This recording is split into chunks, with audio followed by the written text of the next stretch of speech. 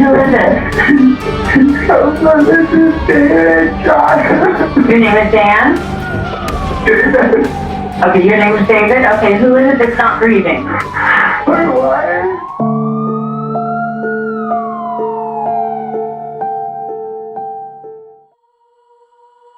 Shanti Cooper was a devoted mother who cherished her son, Jackson. She shared custody with her ex-husband, Jim Cooper, after their separation in 2013, marking a new chapter in her life. Determined to embrace change, Shanti eventually decided to re-enter the dating world, only to discover how much it had evolved since she last ventured into it. Online dating had become the new norm, and with an open heart, she created a Match.com account.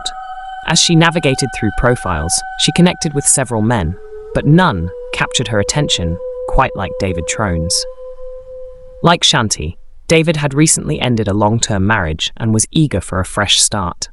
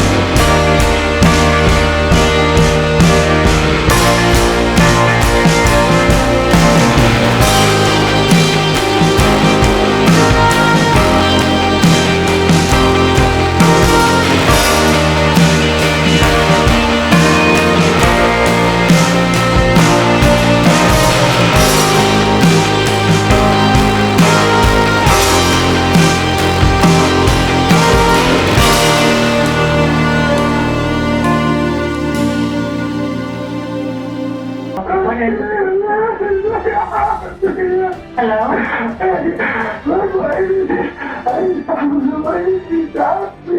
Trying to do CPR, I can't. Okay, listen to me. Can you tell me what your address is? I don't know. It's 218. 218 East Copeland? Okay.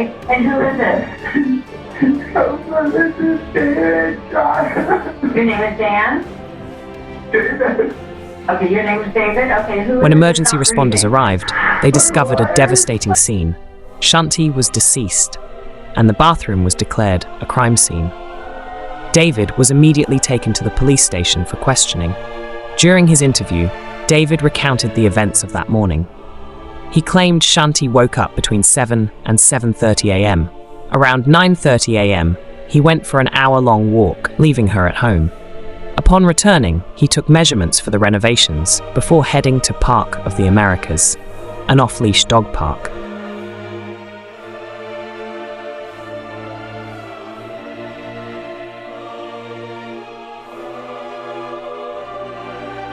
He stated that he did not speak to Shanti before leaving and assumed she was in the garage apartment resting. Upon returning, David claimed he did chores in the yard before hearing the sound of running water. Curious, he went to check and found Shanti unconscious in the bathtub. While David's account seemed plausible at first, detectives quickly noticed inconsistencies. There were no wet towels or water on the floor, unusual for someone who had supposedly tried to pull their wife from a filled bathtub. Furthermore, the severity of Shanti's injuries did not match his claim that she had simply fallen. An autopsy later revealed the harrowing truth. Shanti had suffered blunt force trauma and strangulation. Her death was ruled a homicide. As detectives pressed David for answers, his explanations grew more questionable.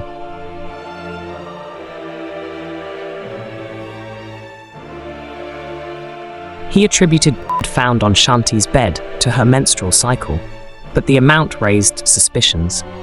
Investigators then explored possible motives, questioning whether financial gain played a role. Shanti had a $250,000 life insurance policy with David as the beneficiary.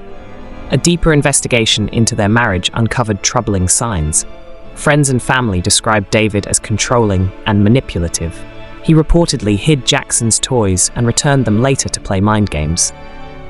Investigators found a refrigerator in the garage filled with children's toys, further supporting their theory. Searches of Shanti's computer revealed notes describing her unhappiness. She wrote about feeling lonely, controlled, and emotionally drained by David. Detectives also unearthed an unsettling pattern. Shanti had been hospitalized in the months leading up to her death, experiencing unexplained weight loss and digestive issues. This mirrored health problems experienced by David's first wife, Carol, during their marriage. Investigators traveled to Minnesota to speak with Carol, who recounted years of chronic pain and nausea. Though she refused to believe David had intentionally poisoned her, detectives couldn't ignore the eerie similarities. While in custody, David reportedly confided in an inmate about a toxic Amazonian frog secretion called cambo, which can cause fatal poisoning without leaving traces. Though no toxic substances were found in Shanti's system, the possibility of long-term poisoning loomed over the case. David's trial faced delays due to the COVID-19 pandemic, but in 2022, proceedings finally began. In a surprising turn, he was initially found incompetent to stand trial due to schizophrenia. However, after further evaluation, a jury found him guilty in October 2023. David Cooper-Tronnes was sentenced to life in prison, bringing long-awaited justice for Shanti Cooper. Shanti's tragic story serves as a sobering reminder of the dangers that can lurk beneath the surface of seemingly perfect relationships.